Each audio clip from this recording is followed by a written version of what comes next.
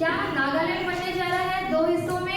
नहीं, लेकिन पूर्वी नागालैंड को ऐसी स्वतंत्रता मिल चुकी है जो अपने निर्णय खुद ले सकता है। तो जानते हैं कि पूर्वी नागालैंड को ऐसे क्या स्वतंत्रता मिल गई है, इसके प्रमुख बिंदुओं पर आज हम चर्चा करते हैं। तो हाल ही में 15 फरवरी 2026 को त्रिपक्षीय समझौता हुआ है। ये त्रिपक्षीय जो समझौता है केंद्र सरकार, नागालैंड सरकार और ENPO मतलब ईस्टर्न नागालैंड पीपल ऑर्गेनाइजेशन के बीच में जो है समझौता हुआ है। इसके तहत ये बोला गया है कि जो नागालैंड का जो पूर्वी हिस्सा है, अगर मैं पहले इसकी ज्योग्राफिकल स्थिति को देखूं, भौगोलिक स्थिति की अगर मैं बात करूं, तो नागालैंड का ये पश्चिमी नागालैंड हिस्सा है और ये पूर्वी नागालैंड हिस्सा है। अगर नागालैंड की थोड़ी लोकेशन अगर देखा जाए तो ये म्यांमार से लगा हुआ क्षेत्र है और अरुणाचल प्रदेश के जस्ट नीचे है। ठीक है, तो हुआ ये कि जो त्रिपक्षीय जो समझौता हुआ है इसके तहत पूर्वी हिस्से को फ्रंटियर नागालैंड टेरिटोरियल अथॉरिटी के रूप में जो है दर्जा दिया गया, मतलब FNTA।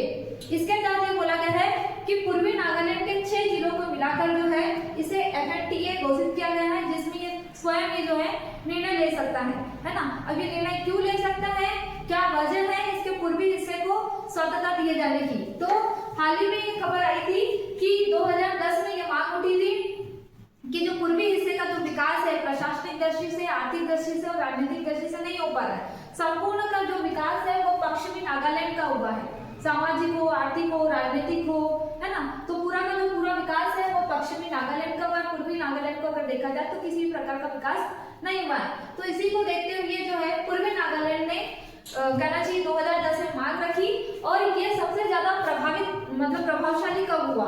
तो 2024 में इन्होंने ये बोला कि 2024 में हम लोकसभा चुनाव का जो है बहिष्कार करते हैं। और दूसरा ये राजनीतिक दृष्टि से, सामरिक दृष्टि से अगर मैं बात करूं तो हाल ही के दिनों में 2020 से जो म्यांमार में तख्तापलट हुआ है, तख्तापलट से जो आतंकवादी जो गतिविधियां वहां सक्रिय हो गई है और ये जो पूर्वी नागालैंड है बफर जोन के रूप में देखा जाता है, संवेदनशील क्षेत्र है। क्यों?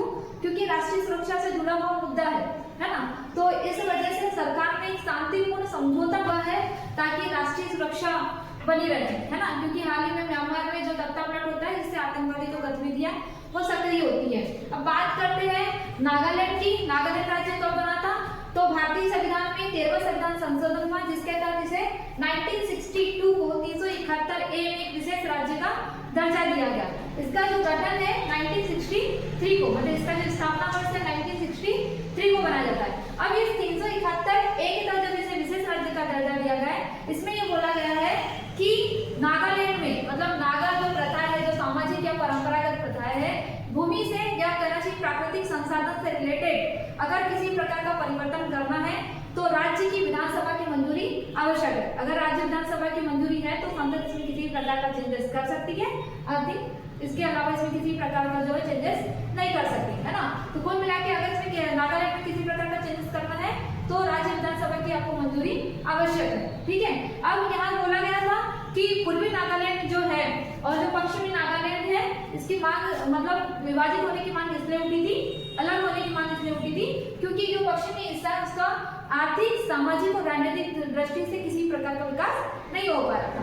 जब सरकार के द्वारा गवर्नमेंट सरकार या सेंट्रल गवर्नमेंट के द्वारा जो है नागालैंड को एक कहना चाहिए फ्रंटियर नागालैंड टेरिटरी अथॉरिटी के रूप में जो दर्जा दिया गया है, उससे क्या होगा कि पूर्वी हिस्से का जो प्रशासनिक और जो विकासात्मक कहना चाहिए विकास है वो खुद स्वयं कर सकती है ना, खुद स्वायत्तता के रूप में जो है इसमें कर सकती है। अब हुआ ये था कि जो सरकार के द्वारा ये समझा गया था कि हम अलग राज्य नहीं बना सकते, अलग राज्य बनाएंगे तो खर्चे जो है ज्यादा बढ़ सकते हैं, है ना। तो एक काम करते हैं कि जो पूर्वी हिस्सा है उसको एक स्वायत्तता प्रदान कर सकते हैं। कुल मिलाकर एक विकेंद्रीकृत व्यवस्था को अपनाया गया है ना, विकेंद्रीकृत व्यवस्था को लागू किया गया है। तो आप मुझे कमेंट बॉक्स में बताइएगा कि हाल ही में भी नागालैंड में जो कहना चाहिए CM है वो कौन है, दैन राज्यपाल कौन है। ठीक है, थैंक यू।